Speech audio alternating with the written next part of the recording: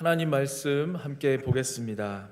민수기 9장 1절로 14절 말씀입니다. 민수기 9장 1절로 14절 말씀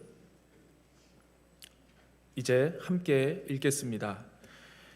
애굽 땅에서 나온 다음에 첫째 달에 여호와께서 시내 광야에서 모세에게 말씀하여 이르시되 이스라엘 자손에게 유월절을 그 정한 기일에 지키게 하라. 그 정한 기일 곧 이달 14째 날 해질 때에 너희는 그것을 지키되 그 모든 율례와 그 모든 규례대로 지킬지니라. 모세가 이스라엘 자손에게 명령하여 유월절을 지키게 하라. 그들이 첫째 달 14째 날 해질 때에 시내 광야에서 유월절을 지켰으되 이스라엘 자손이 여호와께서 모세에게 명령하신 것을 다 따라 행하였더라. 그때 사람의 시체로 말미암아 부정하게 되어서 유월절을 지킬 수 없는 사람들이 있었는데 그들이 그날에 모세와 아론 앞에 이르러 그에게 이르되 우리가 사람의 시체로 말미암아 부정하게 되었거니와 우리를 금지하여 이스라엘 자손과 함께 정한 기일에 여호와께 헌물을 드리지 못하게 하심은 어찌함이니까. 모세가 그들에게 이르되 기다리라. 여호와께서 너희에게 대하여 어떻게 명령하시는지 내가 들으리라. 여호와께서 모세에게 말씀하여 이르시되 이스라엘 자손에게 말하여 이르라.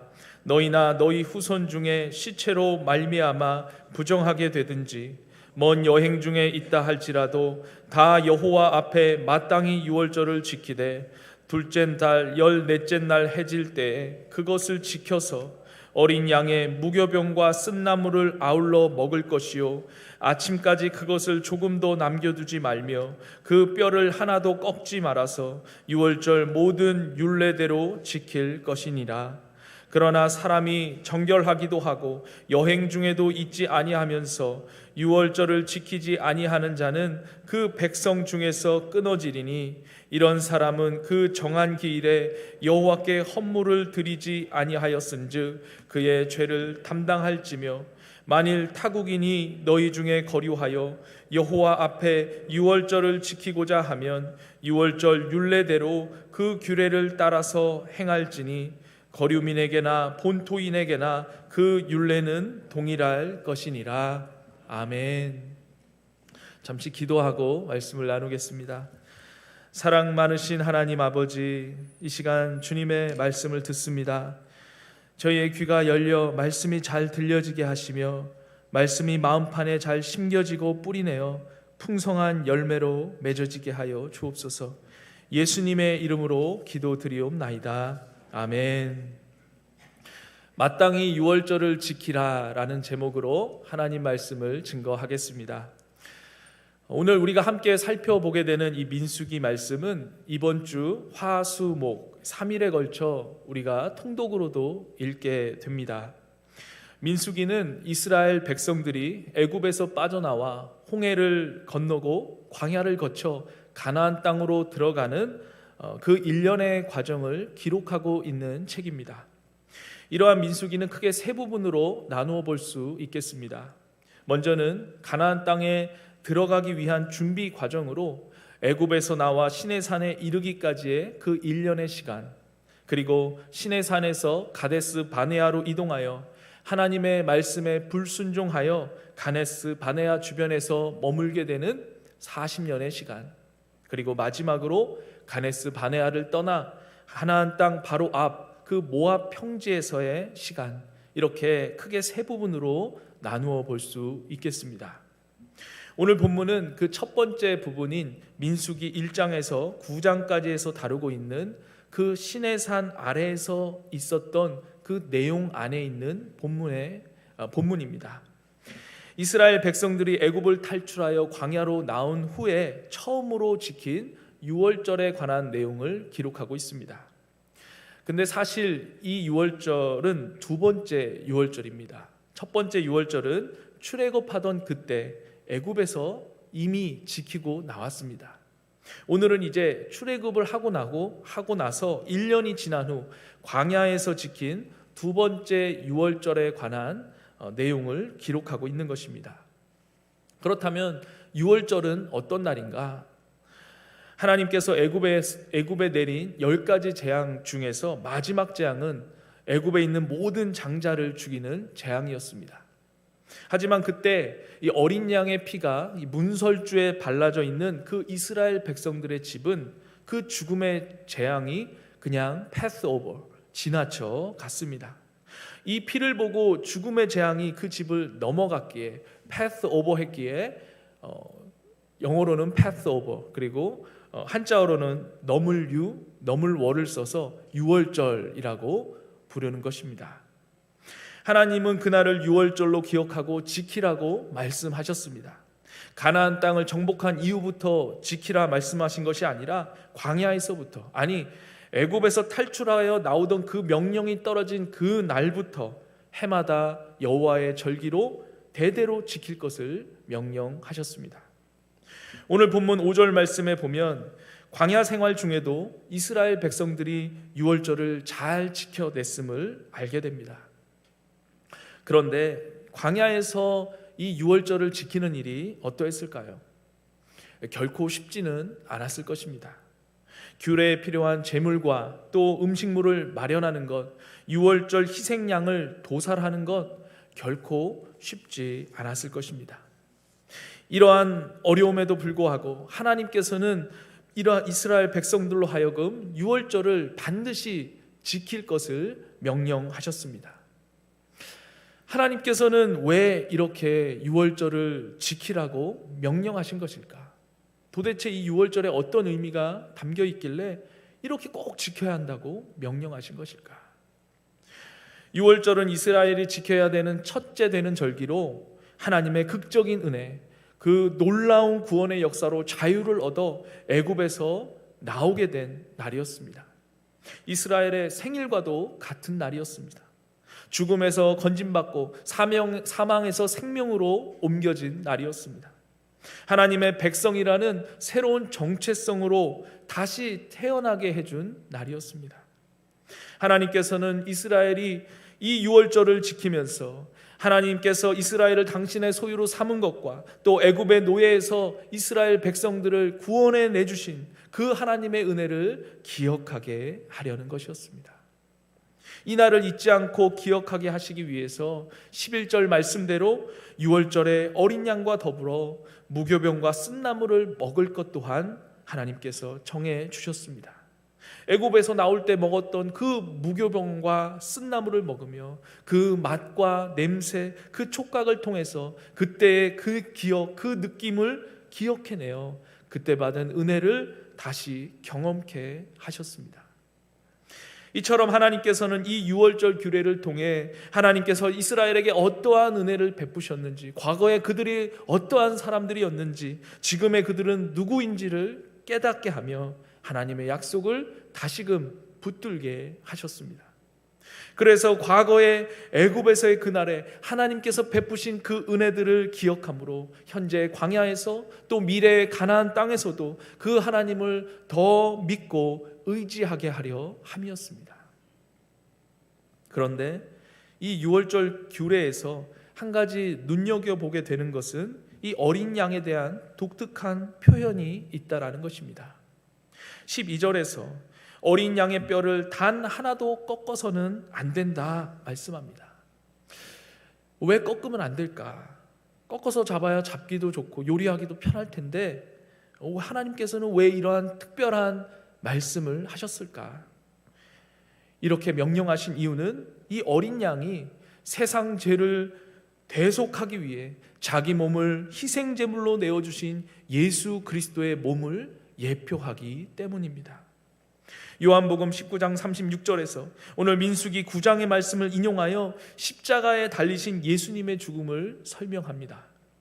유대인들이 로마 군인들에게 안식일 전에 십자가에 달려 돌아가시고 있는 그 예수님을 좀 십자가에서 내려달라고 그렇게 부탁을 합니다.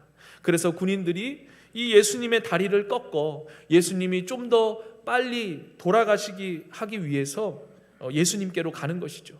다리가 꺾이면 십자가에서 몸을 지탱하기가 어려우니까 몸이 아래로 처지면서 숨쉬기가 어려워져서 더 빨리 숨이 멎게 되는 것이죠. 그런데 군인들이 예수님께 갔을 때 예수님께서는 이미 돌아가셨습니다. 그래서 예수님의 다리를 꺾을 필요가 없었던 것이죠.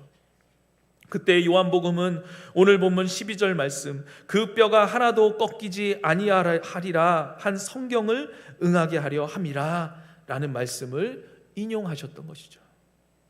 예수님께서 십자가에서 돌아가실 때 그 뼈가 하나도 꺾이지 아니하므로 예수님 자신이 유월절 어린 양으로서 세상 죄를 다 짊어지시고 대속의 죽음을 감당하심으로 유월절의 완성이 되신 것입니다. 그렇기에 신약시대 이후를 살아가는 오늘 우리는 이 유월절을 통해 친히 유월절의 어린 양이 되셔서 사단의 권세 아래에서 죄의 종노릇하던 당신의 백성들을 해방시키고 구원하여 하나님의 아들이 되게 하신 그 예수 그리스도의 십자가의 희생과 그 은혜를 바라보게 됩니다.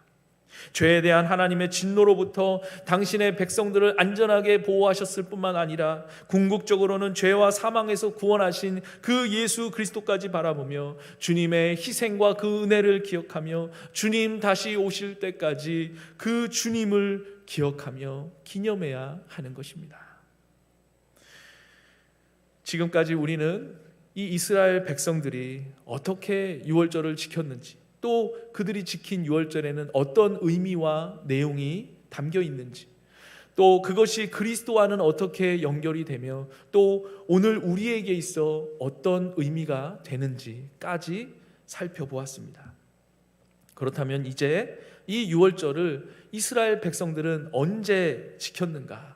또 오늘 우리는 이 유월절의 의미를 언제 생각해야 하는가? 이 때에 대해서 생각해 봐야 합니다. 1절에서 그 때를 이렇게 말씀하고 있습니다. 애굽 땅에서 나온 다음에 첫째 달에. 그럼 이때가 언제인가? 이때는 출애굽기 40장에서 성막을 세운 직후에, 그리고 광야에서 인구 조사를 하기 이전의 때를 말합니다. 그런데 이 인구 조사를 어디서 기록하고 있는가? 바로 민수기 1장 1절에서 애굽 땅에서 나온 둘째 해 둘째 달 첫째 날에 인구 조사가 있었다는 것을 기록하고 있습니다. 그러니 오늘 민수기 이 9장에서 이스라엘 백성들이 유월절을 지킨 내용이 사실은 민수기 1장의 인구 조사보다도 더 이전에 있었던 일이라는 것입니다. 무슨 말씀입니까? 오늘 본문에서 이스라엘 백성들이 유월절을 지킨 내용이 민수기에서 원래는 시간적으로 가장 앞선 내용이라는 것입니다. 그럼에도 불구하고 이 부분이 1장에 기록되어 있지 않고 9장에 기록되었다는 것이죠.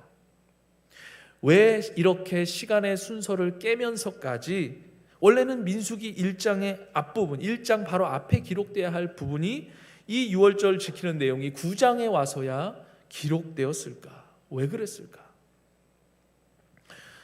유월절에 대해서 앞에서 살펴보았듯이 이 이스라엘 백성들에게 있어서 이 유월절은 새로운 시작을 여는 그러한 중요한 기능을 하였습니다. 애굽에서 지킨 첫 번째 유월절이 그러했습니다. 하나님께서 애굽에 내린 10가지 재앙 중에 마지막 재앙이 있을 때 이스라엘은 하나님의 말씀에 따라 유월절 규례를 행하였고 그 죽음의 재앙이 그냥 pass over, 지나쳐 갔습니다. 그리고 그 이후에 이스라엘 백성들은 애굽을 떠나 광야로 나아가며 하나님의 백성으로서의 새로운 삶이 열리게 되었던 것입니다. 그렇게 광야로 나온 이후에 신의 산에 1년간 머무르면서 하나님과 언약을 체결하고 율법을 받고 성막을 봉헌하였습니다. 그러면서 이제 신의 산에 처음 도착하였을 때 그 애굽에서의 노예로서의 삶을 다 청산하고 10장에서 하나님의 백성으로 다시 신의 산을 떠나 이제 가나안 땅을 향해 출발하려는 그 새로운 시작을 앞두게 됩니다. 그리고 바로 그러한 때 직전에 9장에서 두 번째 유월절을 지키는 그 내용을 기록하고 있는 것입니다. 이스라엘 백성들이 애굽에서 광야로 떠나는 새로운 시작에 앞서 첫 번째 유월절을 지킨 것과 또 시내산에서 이제 가나안 땅으로의 새로운 출발을 기록하고 있는 10장에 앞서 이 두 번째 유월절을 지킨 것을 모세는 의도적으로 9장에 기록하였다는 것입니다. 여기에 무슨 의미가 있는가? 이스라엘 백성들이 가나안 땅을 향해 새로운 시작을 시작하기에 앞서 과거의 출애굽이라는 그 놀라운 하나님의 구원의 역사, 그 은혜를 다시 한번 마음에 새기고 그 하나님을 의지하면서 가나안 땅에서도 그렇게 역사하실 그 하나님을 기대하며 믿음의 발걸음을 떼야 한다. 이것을 말씀하고 있는 것입니다. 오늘을 살아가는 우리도 마찬가지입니다. 한 주를 시작하기에 앞서 또 하루를 시작하기에 앞서 우리 각자의 삶의 자리에서, 가정에서, 일터에서, 사업장에서 맡겨진 일들을 감당하기 이전에 먼저 주님 앞에 나와 예배하며 주님께서 베풀어 주신 그 구원의 은혜들을 다시금 떠올리며 예수 그리스도의 십자가 그 은혜와 사랑에 다시금 감격하면서 새로운 시작을 향해 믿음의 발걸음을 떼어야 한다는 것입니다. 신학적으로는 교회를 크게 두 부류로 나눕니다. 지상에 현재 존재하는 전투하는 교회와 이 세상에서 영적인 싸움을 다 끝내고 하늘나라로 들어간 성도들로 이루어진 승리한 교회입니다. 그런 의미에서 이 세상에 존재하는 모든 교회는 사실은 영적인 싸움을 계속하고 있는 전투하는 교회입니다. 전투하는 것이 이 땅의 교회들의 정체성이라는 것이죠. 그럼 누구와 싸우고 있는가? 이 땅에서 주님을 따르는 그리스도인들과 주의 몸된 교회를 공격하는 공중 권세 잡은 사탄 마귀와의 싸움인 것입니다. 사탄 마귀는 이미 그리스도의 십자가 앞에서 패배하였지만은 주님께서 재림하시는 날, 그 최종적이고 완전히 패배하게 되는 그날이 이르기까지 교회는 또 그리스도인들은 이 사단 마귀와 지역적인 전투를 계속해서 하게 되는 것이죠. 이 전투에 주님께서는 우리를 주의 군사로 부르신 것입니다. 우리를 군사로 부르신 주님을 기쁘시게 하려 좋은 군사가 되어 주님과 함께 고난을 받으며 복음의 진리를 지키고 죄와 피 흘리기까지 싸우는 그 싸움을 우리는 싸워야 하는 것입니다. 우리가 이 영적인 싸움을 위해서 어떻게 무장할 수 있을까요? 한 주간 세상에서 죄와 악한 영들과 믿음의 싸움을 싸우기 전에 주의 존전으로 나와 주님을 예배하며 말씀으로 무장하는 거예요. 나 같은 죄인 살리신 그 놀라운 구원의 은혜를 다시 깊이 생각하고 누리는 겁니다. 그리고 말씀으로 은혜로 무장하고 한 주간의 싸움을 준비하는 것이죠. 그래서 우리가 예배드리고 헤어질 때 뭐라고도 인사하는 겁니까? 한 주간도 승리하십시오. 죄와 싸워 승리하십시오. 말씀으로 승리하십시오. 그렇게도 인사하지 않습니까? 그러다가 또 실패하죠. 넘어지죠. 자빠지죠. 그런 거친 세상에서 실패하거든 주님 손 못자국 잡으러 다시 교회로 오는 겁니다.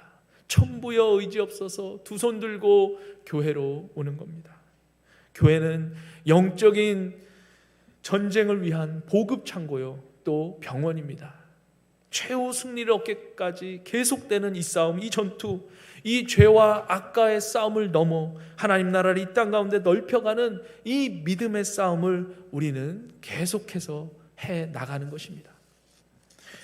이스라엘 백성들이 유월절을 통해 하나님의 구원의 역사를 다시금 마음에 새기며 애굽에서 광야로 또 광야에서 가나안으로 새로운 시작을 준비하였던 것처럼 우리 또한 한 주간의 삶을 시작하기에 앞서 또 하루의 삶을 시작하기에 앞서 주님 앞에 나와 예배하면서 한 주간 또 하루 동안의 죄와 악의 권세와 싸워 이길 힘과 은혜를 하나님으로부터 공급받아야 하는 것입니다. 헤브론의 성도님들 모두가 이 놀라운 하나님의 은혜를 주님의 몸된 교회에 나와 주님을 예배하며 경험할 수 있기를 바랍니다. 나아가 서로 간의 믿음의 싸움을 격려하며 승리를 외치며 그렇게 주님 오실 때까지 주님께서 이 땅에 모든 전투하는 교회들을 승리하는 교회로 세워주시기까지 믿음의 선한 싸움을 싸우며 광야와 같은 이 세상 가운데 하나님 나라를 세워가는 일에 쓰임받는 저와 여러분 모두가 될 수 있기를 간절히 바랍니다. 그런데 이 유월절을 지키는 일에 있어서 한 가지 문제가 있었습니다. 6절에 기록된 대로 어떤 사람들이 사람의 시체에 접촉함으로 부정하게 되어서 유월절을 지킬 수가 없게 된 것입니다. 구약 율법에서는 죽음을 죄의 결과로 여기며 그래서 시체도 부정하게 여겨졌습니다. 그래서 시체와 접촉한 자들은 율법에 따라서 7일간 이스라엘 공동체 진 밖에서 따로 격리해야만 했습니다. 또한 이 부정한 기간에는 모든 공식 집회는 물론이고 이스라엘에게 있어 가장 중요하게 여겨지는 이 유월절 예식에도 참여할 수가 없었습니다. 그런데 지금 이 시체와 접촉함으로 부정하게 된 사람들이 유월절을 지키지 못하게 되자 6절 7절 말씀대로 바로 그날에, 하루 이틀 지난 후도 아니고 바로 그날에 모세와 아론에게 불이 나게 쫓아와서 왜 우리는 유월절을 지키지 못하는 겁니까? 우리도 공동체와 함께 예배를 드리고 싶습니다. 어떻게 하면 좋다는 말입니까? 이렇게 그들의 안타깝고 갈급한 심정을 토로하고 있는 것입니다. 그들은 단순히 자신들이 유월절 예식에 참여하지 못하게 된 이유를 몰라서 그 이유를 물으러 온 것이 아니었습니다. 원치 않은 부정으로 인해 유월절을 지킬 수 없게 된 것에 대한 그 안타까움을 토로하며 우리도 예배드리고 싶습니다. 우리도 예배드리게 해주십시오. 이렇게 간청하기 위해 찾아온 것입니다. 이러한 그들의 간청에서 그들이 얼마나 이 유월절 예식에 참여하고 싶어 했는지, 하나님을 향한, 예배를 향한 그들의 마음이 어떠했는지를 보게 됩니다. 어쩔 수 없는 상황에서도 공동체와 더불어 함께 주님 앞에 나와 예배하고 싶어 어쩔 줄 몰라 하는 그들의 모습, 하나님을 향한, 예배를 향한 그들의 마음이 참 귀하고 본이 됩니다. 오늘 우리는 어떠한 마음으로 예배를 드리고 있습니까? 예배에 대한 우리의 마음이 어떠합니까? 저는 우리 헤브론 교회에 예배 드리는 것을 간절히 사모하는 우리 어르신들이 많다는 것이 참 교회의 복이라고 생각합니다.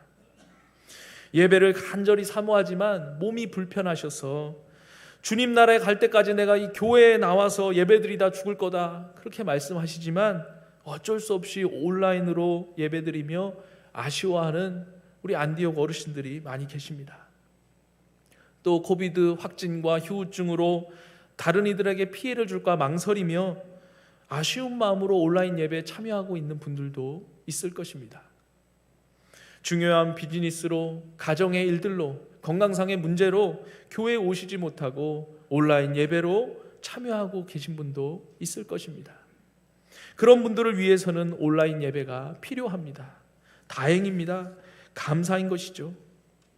하지만 그런 이유가 아닌데, 피치 못할 상황이 아님에도 현장에서 함께 예배드리기보다는 그냥 집에서 온라인으로 예배드리기를 선택하는 그것에 아무런 안타까움과 갈급함이 없다면 우리는 정말 이대로 괜찮을까? 뭔가 잘못되어 가고 있는 것은 아닐까 생각하게 됩니다. 앞서 이 땅의 교회들은 다 전토하는 교회라고 말씀을 드렸습니다. 이 전토하는 교회의 본질적인 5가지의 사명이 있습니다. 교회를 구성하는 5가지의 기둥들입니다. 화면에서 보게 되듯이 캐리그마, 복음 전도입니다. 레이투르기아, 예배입니다. 디다케, 가르침과 양육입니다.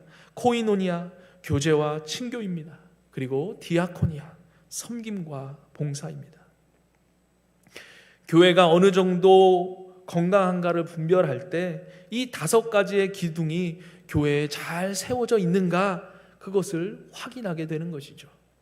그래서 우리 교회는 어떤 약한 부분이 있는지를 파악하고 그것들을 보완하면서 주님께서 기뻐하시고 또 건강하게 균형 잡힌 공동체를 세워가는 것이 우리 모두가 감당해야 할 몫인 것이죠. 만약 어느 교회가 이 5가지 중에서 어느 것은 잘 감당한다고 하면서 또 다른 것에서는 전혀 신경 쓰지 않거나 무시한다면 그 교회는 본질적인 사명을 잃어가는 그러한 교회가 되어 간다는 것입니다. 코비드 엔데믹으로 향해 가는 이때 만약 우리가 피치 못할 사정이 아님에도 불구하고 계속해서 온라인 예배만을 고집한다면 우리 헤브론 교회는 어떻게 될까요?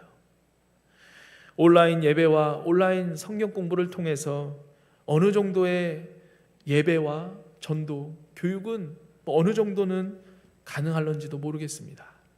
하지만 성도 간의 코이노니아, 성도의 디아코니아, 즉 성도 간의 교제와 교회와 이웃을 향해 자신을 내어드리는 성도의 섬김과 봉사, 이것은 점점 더 약해져 가게 될 것입니다. 그리하여 점점 더 건강하지 못한 교회, 점점 더 건강하지 못한 신앙생활을 하는 성도로 나도 모르는 사이에 변질되게 될 것입니다. 교회에 와야만 보여지는 것들이 있습니다. 교회에 와야만 경험되고 느껴지는 것들이 있습니다. 오랜만에 교회에 나와보니 집이 멀어 교회에서 잘 보이지 못하시던 박 권사님이 보입니다. 권사님이 어떻게 오셨지? 궁금하기도 하고 물어보게 됩니다. 알고 보니 교회 근처로 이사 와서 교회 나오기가 편해졌다, 그것을 알게 됩니다. 저도 근처에 사는데 언제 한번 브런치 같이 해요, 권사님. 교회 기도 모임도 있는데 같이 기도하러 나와요, 권사님. 성도 간의 교제가 일어납니다. 또 이 집사님이 새벽에 보이십니다. 원래 새벽에 잘 안 보이시던 분이신데 보이시는 것이 이상합니다. 알고 보니 아들 결혼 때문에 걱정이 많습니다. 교회에서 집사님을 볼 때마다 그 아들 결혼 문제가 생각나고 기도하다 보니 또 좋은 색시가 떠올라서 소개하고 나중에 떡을 얻어먹게 됩니다. 성도 간의 교제가 일어납니다. 오랜만에 교회 나와보니까 주방이 싹 바뀌어져 있는 것을 보게 됩니다. 야, 누가 했는지 모르겠지만 참 고생했겠다. 그런데 좋아진 주방에서 일하는 분들이 별로 없습니다. 마음이 찔려서 소매를 걷어붙이고 고무장갑을 낍니다. 교회와 다른 성도들을 향한 섬김과 봉사가 시작됩니다. 이처럼 교회 현장에 와야 진정한 코이노니아, 진정한 성도의 교제가 일어납니다. 교회와 다른 성도들을 향한 섬김과 봉사가 시작하게 됩니다. 제가 있을 법한 예를 들어보았습니다만 얘기만 들었는데도 벌써 얼굴에 미소가 지어지는 분들이 많이 보이십니다. 성도 간의 교제와 섬김이 이토록 우리를 기쁘게 하는 것입니다. 부득이한 경우가 아니라면, 부득이한 경우에야 온라인 예배를 드려야 하겠지만 이제는 이것은 어디까지나 부득이한, 피치 못할 경우가 되어야 합니다. 하나님께서는 우리 각자를 주의 몸된 교회의 지체들로 우리를 부르셨음을, 그 하나님의 초청을 기억해야 합니다. 단순히 불편하고 힘들고 귀찮아서, 혹은 교회 공동체가 가지고 있는 어떠한 연약함 때문에 실망해서 온라인 신앙생활만을 고집한다면 그것은 여러분을 통해 교회 공동체를 새롭게 빚어가시고 성숙하게 세워가길 원하시는 그 하나님의 뜻을 저버리는 일이며, 하나님을 신뢰하지 못하고 있는 것은 아닌지 우리 스스로가 돌아봐야 할 것입니다. 전능하신 하나님께서 이제 다시 헤브론의 온 성도님들을 통해 점점 더 연약해져가는 교회 공동체를 다시 새롭게 빚어가시기를 원하시고 계십니다. 그 하나님의 부르심에 순종하여서 교회로 나아오는 믿음의 발걸음을 뗄 수 있기를 바랍니다. 교회로 나와 공동체와 함께 예배하며 기쁨으로 예배하며 진정한 교제와 섬김이 다시 일어나게 되는 그러한 헤브론 교회가 될 수 있기를, 이를 위하여 우리 모두가 쓰임 받기를, 저와 여러분 모두가 그렇게 되기를 간절히 바랍니다. 이스라엘 공동체와 함께 유월절 예식에 참여하지 못하는 그 안타까운 마음을 가지고 모세와 아론을 찾아온 이들에게 모세는 8절 말씀대로 기다려라, 내가 하나님께 여쭙고 올 테니 기다리라 말합니다. 모세는 자기 나름의 권위를 가지고 자기 생각을 말할 수도 있었을 텐데, 아니면 왜 시체와 접촉을 해서 이렇게 귀찮게 구느냐, 이렇게 말하면서 그냥 율법대로 딱 끊어서 니네는 안 돼, 이렇게 말하면 그만이었을 텐데 그렇게 대답하지 않고 그들의 입장에서 하나님께 기도하며 하나님의 뜻을 묻습니다. 그들의 안타까운 사정을 하나님께 바르게 전달하고 반드시 하나님의 뜻을 받아오겠다 말합니다. 이 모세의 말에서 그들의 입장에서 그들을 충분히 배려하는 그 모세의 마음이 느껴집니다. 그러한 모세에게 하나님께서는 모세보다 더 큰 배려로, 더 큰 사랑으로 응답해 주십니다. 또 모세가 묻지도 않은 앞으로 일어나게 될 상황까지도 미리 내다보시고 응답해 주십니다. 10절로 11절에 시체와 접촉함으로 부정하게 된 사람들뿐만 아니라 여행 중이라 6월절에 이스라엘 진영에서 멀리 떨어져 있는 사람들까지 생각하면서, 여기서 여행 중이라는 것은 가나안 땅에 들어간 이후에, 정착한 이후의 상황을 말하는 것입니다. 미리 내다보고 말씀하시는 것이죠. 광야에서는 어디 여행할 데가 어디가 있었겠어요. 여러 피치 못할 사정으로 6월절을 지키고 싶어도 지킬 수 없는 이들에게 원래 지켜야 하는 그 6월절 날에서 한 달간의 유예 기간을 주고 한 달 늦게 6월절을 지키도록 배려해 주십니다. 이 한 달간의 유예 기간 동안 부정한 자들은 다시 정결케 될 수 있었고, 또 예배 여행 중에 있던 자들도 다시 진영으로 돌아와 안정을 찾을 수 있었습니다. 그들은 유예 기간으로 주어진 이 한 달 동안 아마도 하나님 앞에 드릴 예배를 준비하면서 하나님의 은혜를 더 깊이 묵상할 수 있었을 것입니다. 이렇게 하나님께서는 이스라엘 백성들과 그들의 자손 가운데 한 사람도 예외 없이 6월절을 지킬 수 있도록 배려해 주셨습니다. 자신의 택한 백성들을 위해 그들이 생각지도 못한 상황까지도 헤아리시며 배려하시는 은혜의 하나님이십니다. 그런데 사실 이것은 배려이기도 하지만 한편으로는 하나님께서 얼마나 이 6월절 지키는 것을 중요하게 생각했는지를 보게 됩니다. 이유 여하를 막론하고 절대로 6월절 예식에 빠지는 일이 없게 하라, 늦더라도 꼭 지키게 하라는 것입니다. 핑계 댈 수 없다는 것입니다. 하나님께서 이렇게 배려를 하셨는데도 불구하고 부정하지도 않고 여행 중에 있지도 않으면서 고의로 6월절을 지키지 않는 이들은 13절 말씀대로 하나님의 은혜를 멸시하는 자들로 여겨서 이스라엘 공동체에서 끊어질 거다, 추방되어 집 밖으로 나가게 되는 형벌을 당하게 된다, 경고의 말씀을 하십니다. 6월절에 대한 이러한 하나님의 배려와 경고에서 깨닫게 되는 것은 당신의 백성들을 끝까지 사랑하시며 그들과의 관계가 지속되기를 원하시는 그 하나님의 뜨거운 사랑을 깨닫게 되는 것입니다. 하나님의 이 뜨거운 사랑은 14절의 말씀대로 이스라엘 백성들을 넘어서 그들 가운데 거하는 외국인이나 나그네, 그 땅의 본토인들에게까지 나아갑니다. 이스라엘 백성이 아니더라도 이스라엘 백성 중에 있으면, 또 6월절을 지키고자 하는 들이 있으면 하나님께서는 그들 또한 6월절 예식에 참여하기를 바라셨습니다. 그렇게 하나님의 은혜와 놀라운 구원의 역사를 기억하고 기념하는 6월절은 이스라엘 사람들만의 절기가 아니라 그 하나님을 믿는 모든 사람들의 절기라는 것입니다.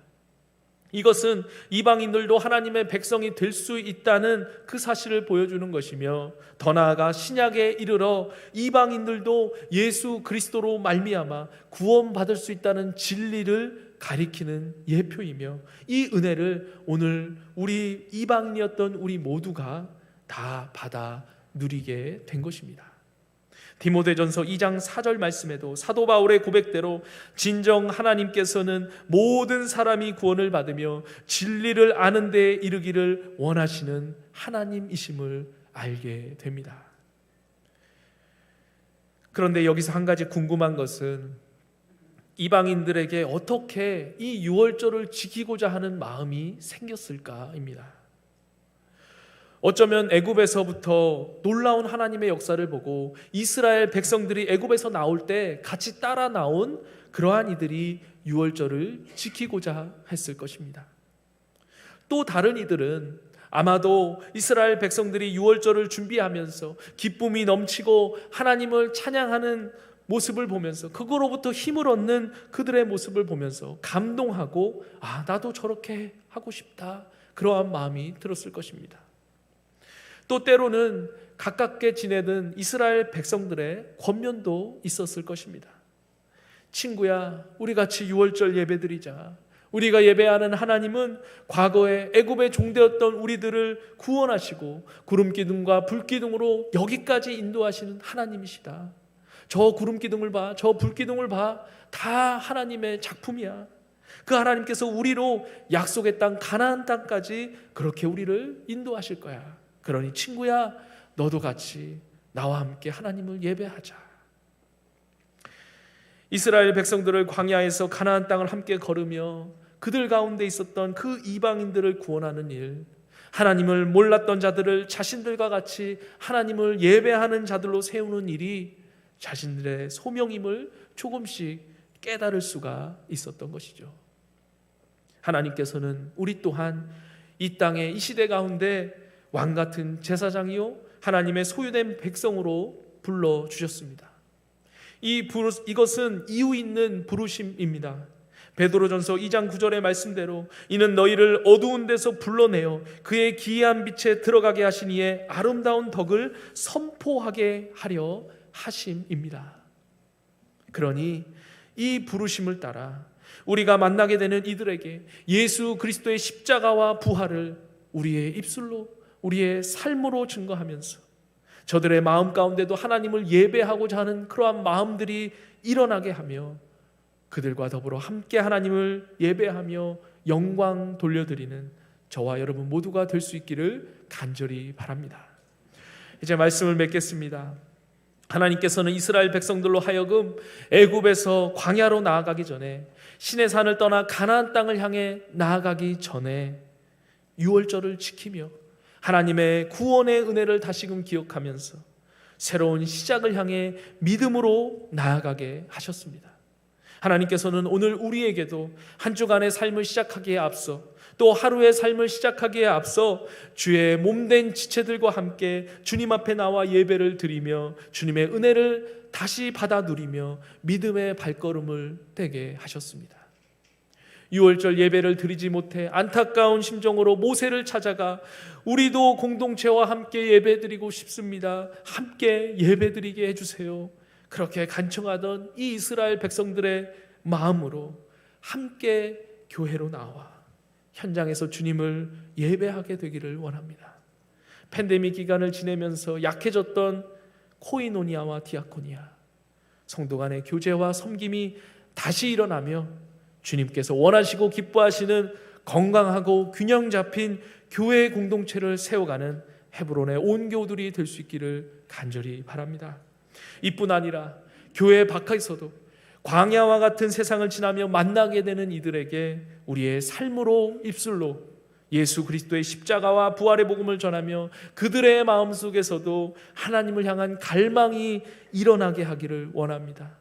그들을 주의 몸된 교회로 이끌며 그들과 함께 주님을 예배하며 주님께 영광 돌려드리는 헤브론의 온 교우들이 될 수 있기를 주님의 이름으로 간절히 축원드립니다. 이제 말씀을 기억하면서 함께 기도하기 원합니다. 이 시간에 기도할 때 사랑 많으신 하나님 아버지, 이스라엘 백성들이 새로운 시작에 앞서 하나님의 놀라운 구원의 역사와 은혜를 기억하며 기념하며 나아갔던 것을 보면서 우리도 한 주간 또 하루를 시작하기에 앞서 주님께 은혜를 구하며 믿음으로 나아가는 것이 얼마나 중요하고 소중한 일인지 다시금 깨닫게 하시니 감사를 드립니다.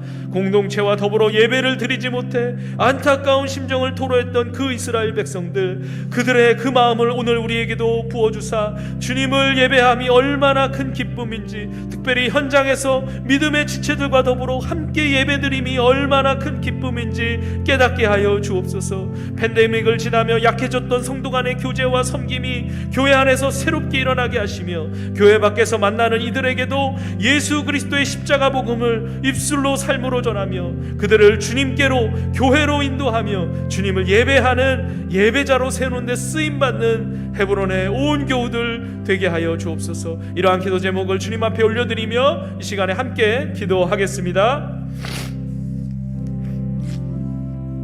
하나님 아버지, 이스라엘 백성들이 애굽을 떠나 광야로 나아가기 전에 유월절을 지키며 하나님을 예배하며 놀라운 하나님의 구원의 은혜를 기억하고 기념하였던 것처럼 아버지 하나님 1년간 머물렀던 시내산을 떠나 가나안 땅을 향해 나아가기 전에 다시 유월절을 지키며 가나안 땅에서도 함께 하실 주님을 기대했던 것처럼 우리 또한 우리의 삶을 시작하기에 앞서 한 주를 또 하루를 시작하기에 앞서 주님을 예배하며 지난날 주님께서 베푸신 그 은혜들을 기억하며 이후로 베푸신 은혜들을 기대하며 시작할 수 있는 저희 모두가 되게 하여 주옵소서. 공동체와 함께 유월절 예배를 드리지 못해 안타까워했던 그 이스라엘 백성들의 그 마음을 오늘 우리에게도 부어주셔서 우리도 공동체와 함께 예배드리는 기쁨을 회복케 하여 주옵소서. 팬데믹을 지나면서 어느덧 온라인 예배가 너무나도 익숙해진 성도들이 많이 있습니다. 주님, 공동체 안에서 함께 자라감의 귀함을 다시금 알게 하사 교회로 나와 교제와 섬김이 회복되게 하시며 주님을 더욱 기쁘시게 하는 헤브론 교회가 되게 하여 주옵소서.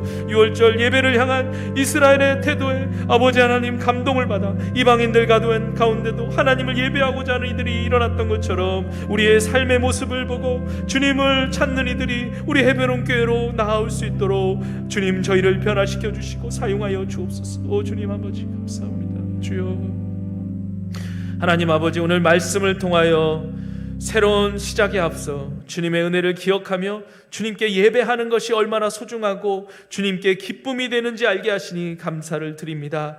공동체와 함께 서로 교제하며 서로의 짐을 나누며 그렇게 함께 주님을 예배할 수 있는 교회가 얼마나 소중한지도 알게 하시니 감사를 드립니다.